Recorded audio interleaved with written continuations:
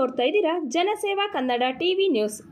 ವಿಧಾನ ಪರಿಷತ್ ಚುನಾವಣೆ ದಕ್ಷಿಣ ಶಿಕ್ಷಕರ ಕ್ಷೇತ್ರದ ಕಾಂಗ್ರೆಸ್ ಪಕ್ಷದ ಅಭ್ಯರ್ಥಿ ಮರಿತಿಬ್ಬೇಗೌಡರವರ ಪರವಾಗಿ ಜಿಲ್ಲಾ ಕಾಂಗ್ರೆಸ್ ವತಿಯಿಂದ ಮಂಡ್ಯ ವಿಶ್ವವಿದ್ಯಾಲಯದಲ್ಲಿ ಶಿಕ್ಷಕರನ್ನು ಭೇಟಿ ಮಾಡಿ ಮತಯಾಚನೆ ಮಾಡಲಾಯಿತು.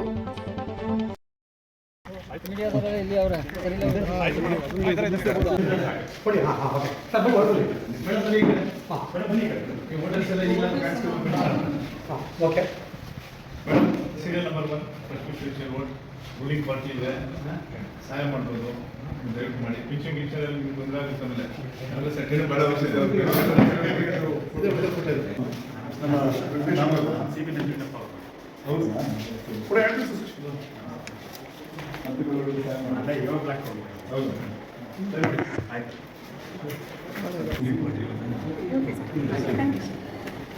ಅಲ್ಲಿ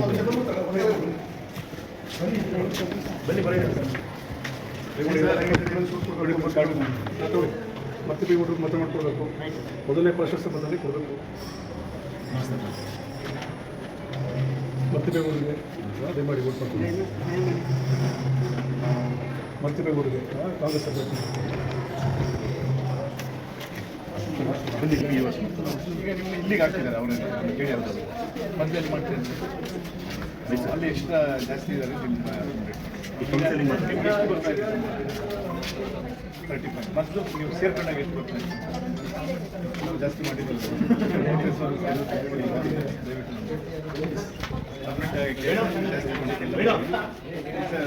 ಭಾಳ ಒಳ್ಳೆ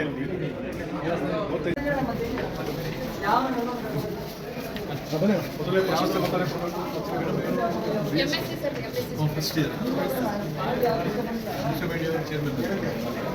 ಹೇಳಿ. ಕಳೆದ 4 ಅವಧಿಯಿಂದ ಸುಶಿಕ್ಷಿತ ಮತದಾರರಂಥ ಶಿಕ್ಷಣ ಕ್ಷೇತ್ರದಿಂದ ಸನ್ಮಾನ್ಯ ಮರಿತಿಬ್ಬೇಗೌಡರನ್ನ ಶಿಕ್ಷಣ ಸಮುದಾಯ ಆ ಪ್ರತಿನಿಧಿಗಳು ಇವತ್ತು ವಿಧಾನ ಪರಿಷತ್ತು, ವಾಗ್ಮಿಗಳು, ಬುದ್ಧಿಜೀವಿಗಳು ಸದನ ಎಂದೇ ಹೆಸರಾಗಿದೆ. ಅಂತಹ ಸದನದಲ್ಲಿ ಕಳೆದ 24 ವರ್ಷಗಳಿಂದ ನಿರಂತರವಾಗಿ ಶಿಕ್ಷಕರ ಧ್ವನಿಯಾಗಿ ಸನ್ಮಾನ್ಯ ಮರಿತಿಬ್ಬೇಗೌಡರು ಕಾರ್ಯನಿರ್ವಹಿಸ್ತಾ ಇದ್ದಾರೆ.